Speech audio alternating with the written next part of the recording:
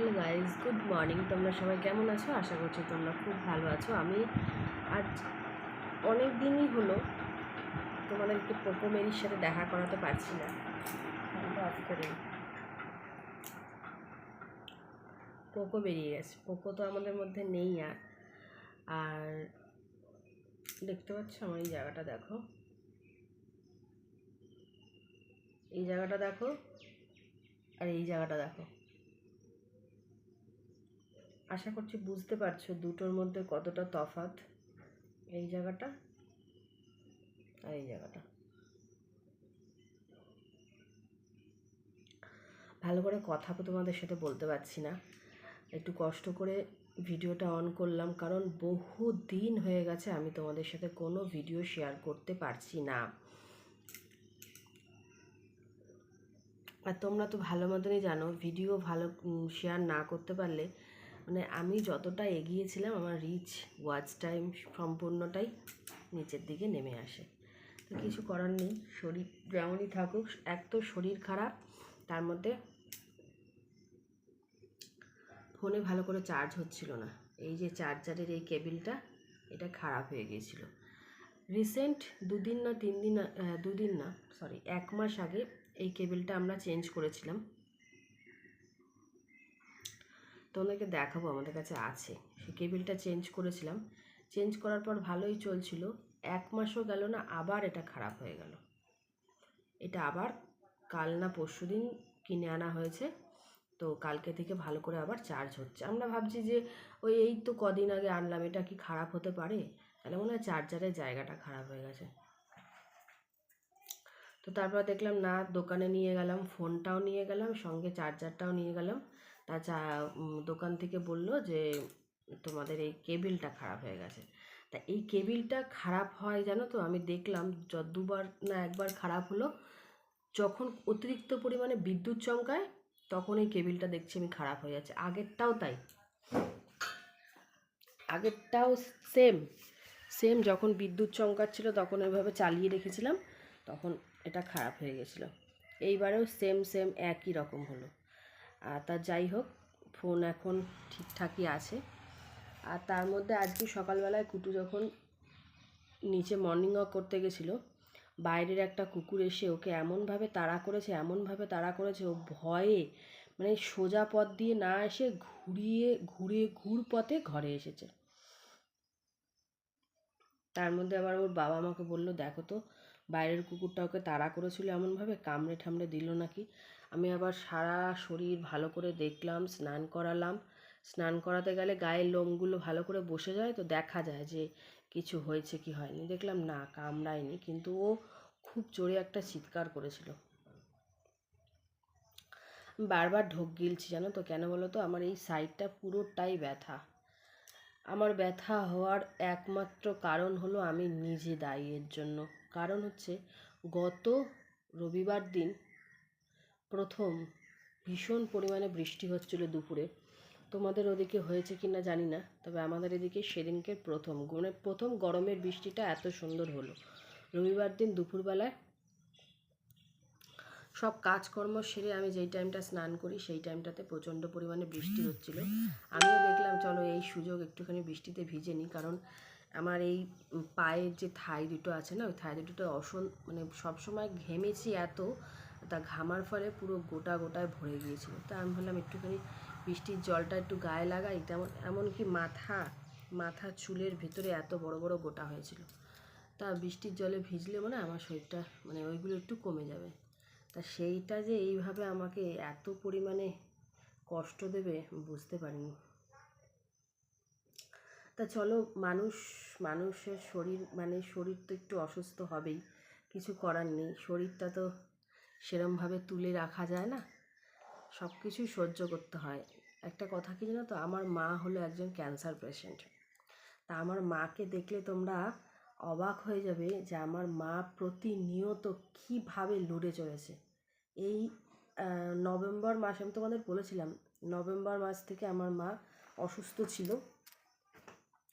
তা অসুস্থ থাকার দরুন এই নিয়ে আমার মায়ের 6 নম্বর, মানে এইটা কি জুন মাস পড়েছে, তো জুন মাসে হলে জানুয়ারি, ফেব্রুয়ারি, মার্চ, এপ্রিল, মে, জুন, নভেম্বর, ডিসেম্বর মাস আমার মায়ের যা গেছে, মানে যুদ্ধ লড়াই, তার সাথে সাথে আমাদেরও।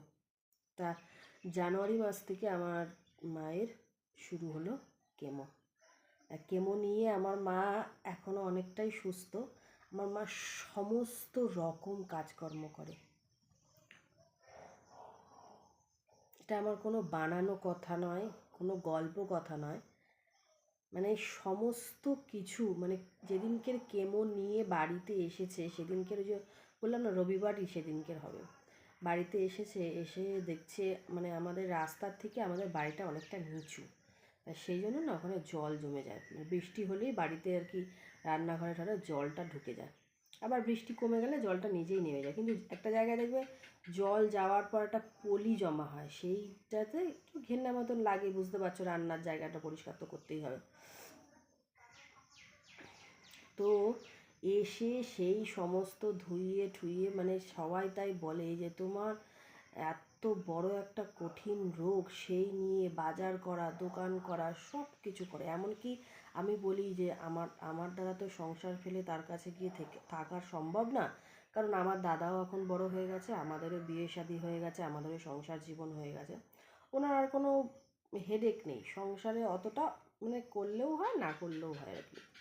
আর যে যার সংসারকে যতটা ভালোবাসে না, সে তার সংসারকে ততটাই টিপটপ পরিষ্কার পরিচ্ছন্ন রাখতে পছন্দ করে।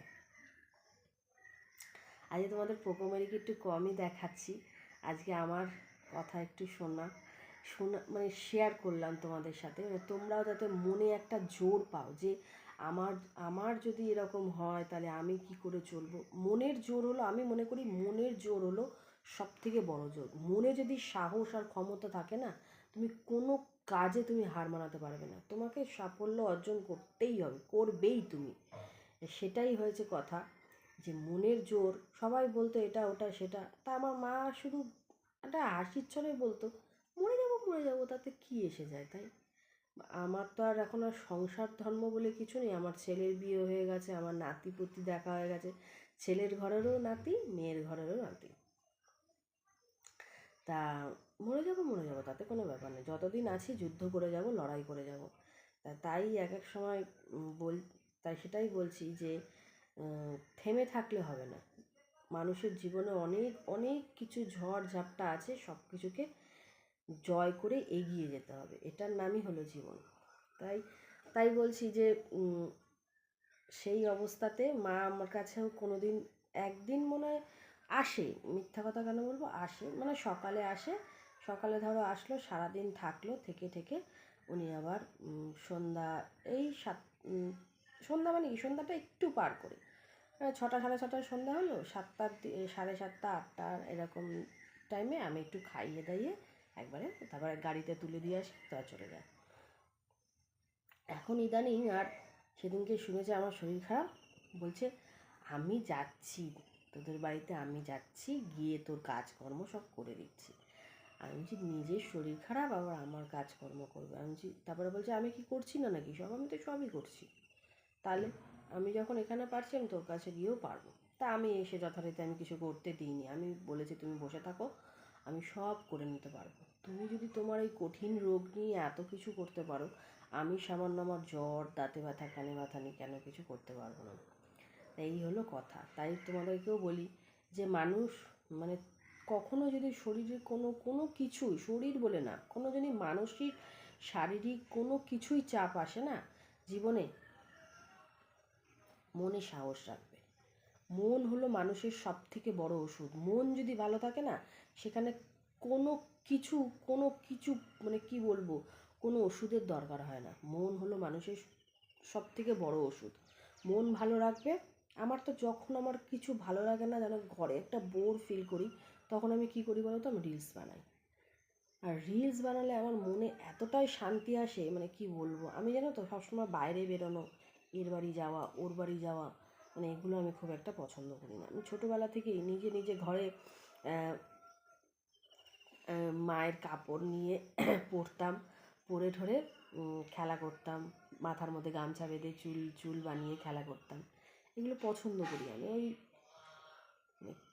পরনিন্দা পরচর্চা করা, এই লোকের নামে কালচার করা, এগুলো আমি খুবই অপছন্দ করি ছোটোবেলা থেকেই। তো চলো, অনেকক্ষণ আজকে তোমাদেরকে একটু জ্ঞান দিলাম। জ্ঞান ঠিক নয়, এগুলো তো অনেকের ওই মানসিক অবস্থা যখন খারাপ হয়ে যায় না, তখন মানুষ ভেঙে পড়ে। এই তাই বলি, মনের সাহস রেখে সবসময় এগিয়ে চলা উচিত, তাই না? সব কিছুতেই যে পারবো না, ওই মানুষটা যদি ওই কাজটা পেরে থাকে, আমি কেন পারবো না? আমিও তো মানুষ, আমারও তো দুটো হাত দুটো পা, মানুষের যা যা থাকে সব কিছু আছে, তাহলে আমি কেন পারবো না? আমি কেন এত অসহায়? হ্যাঁ, কারোর একটু অর্থ বেশি থাকে, কারোর একটু অর্থ কম থাকে, তাই বলে আমার যতটুকু আছে আমি ততটুকু দিয়েই এগোবো, আমার বেশি দরকার নেই তো। তা চলো, এবার একটু পোকোমেরির সাথে, এই টুবলাই কুটুর সাথে তোমাদের দেখা করাই। এই যে ঘরের অবস্থা হচ্ছে এই, মানে ঘর দুয়ার সব মোছা টোছা কমপ্লিট হয়ে গেছে। এই যে কুটু এখানে ঘুমাচ্ছে, একটু অন্ধকার অন্ধকার জানো তো, ফ্ল্যাশটা জ্বালালে না ফোনটা বন্ধ হয়ে যায়। দাঁড়াও, দেখো তো এখন দেখতে পাচ্ছ কুটুকে? এই যে কুটু সকালবেলায় স্নান করেছে আজকে, স্নান করে এখন এখানে ঘুমো দিচ্ছে। এই যে ও কুটু, কুটু কুটু রে, ভয় পেয়ে গেছিলাম, যে ভেবেছি মনে হয় ওকে কামড়ে দিয়েছে। আর দুটো এইখানে বসে আছে, দেখবে?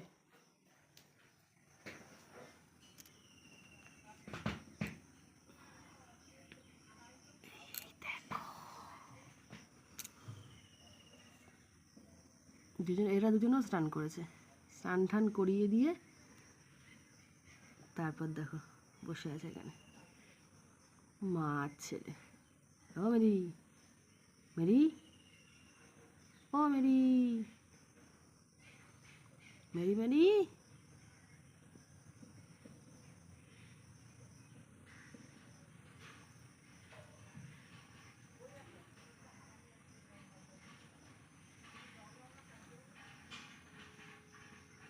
কি রে?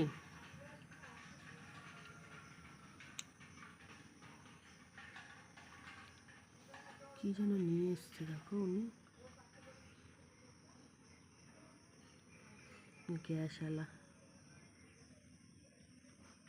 মনে হচ্ছে আদা রসুন ওগুলো।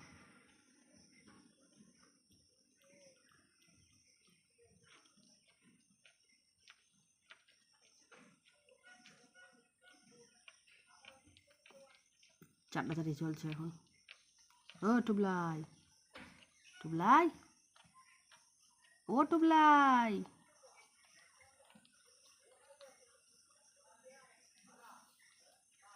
কথা বলছে না।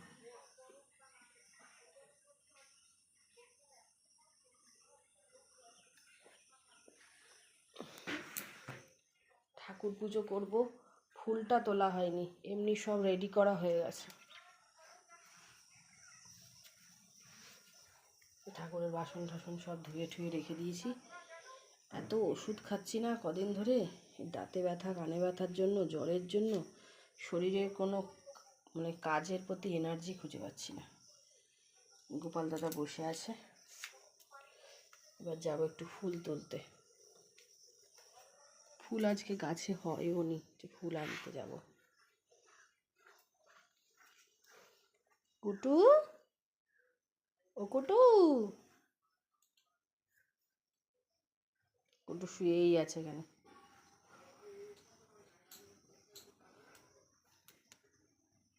না হাত কামড়ে যা, কামড়া, নে নে হাতটা কামড়া, কামড়া কামড়া, ওই ছন ছন ছন ছন ছন ছন ছন ছন ছন, দেখো হাত কামড়া, দেখো মায়া দয়া কিছু নেই। এই দাঁতগুলো আসে না, দাঁতগুলো ভেঙে দেবো তোমাকে, দাঁত ভেঙে দেবো। হ্যাঁ ভেঙে দিই রাস্তাতে, কেন কামড়াবি কেন আমাকে? আমি কী করেছি তোকে? তুই কী কবি? তোর রাগিয়ে দিতে হবে শুধু। ওই তো লাই, নিচে যাবি না? নিচে চ, নিচে যাবি, নিচে যাবি? হ্যাঁ ও তোলাই, নিচে কিন্তু দুষ্টুমি করিস। ওদের মেয়ে ওখানে ঘুমাচ্ছে। মেরিকে রাজি করা আগে, মেরি যাবে কিনা জিজ্ঞেস কর।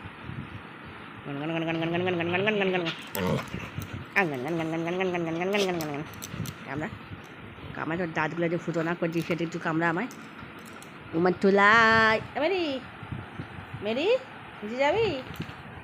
হ্যাঁ মেরি, হিসি করতে যাবি নিচে? যাবে না, আগে মেরিকে রাজি করা যে মার সাথে চল নিচে যাবো। মেরিকে ডাক আগে, মেরিকে ডাক, ডাকবি তো মেরিকে?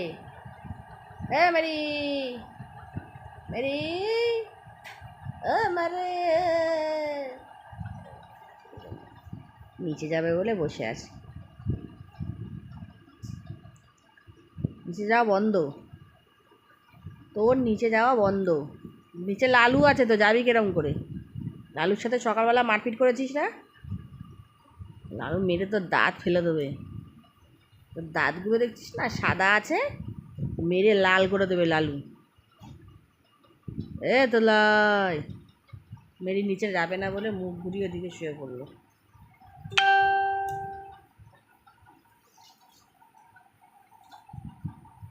তোকে